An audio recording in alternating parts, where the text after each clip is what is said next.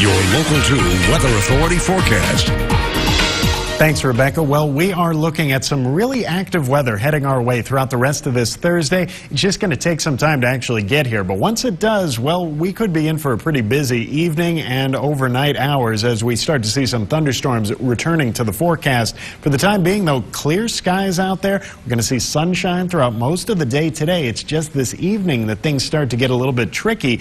And it's that duality that gives us the fire weather warning this morning for southeastern New Mexico, and yet the severe weather chances a little bit later on today, but they actually go hand in hand when you really break down the features. We're looking at some very dry air early on. Of course, that is a big feature for that fire weather, but all of that dry air is in contrast with the moisture that we're seeing down to the southeast. That dry line developing, separating the dry from the moist air. That's a great boundary to see some of that severe weather develop for us. On top of that, we have a front just off to the north. You combine the front with the dry line, and you get that chance for some of the severe weather beginning to cook up for us a little bit later on today. Additionally, we've got some very, very warm temperatures heading our way by this afternoon. Currently sitting in the 50s and 60s. Doesn't sound like much, but just give it some time. Once we move into the heat of the day, we'll be looking at a chance to return to the 90s by this afternoon. Another 90-degree day in store for us. The 90s, the dry air, stronger winds, put it all together. You get fire warnings and you get the severe weather chances.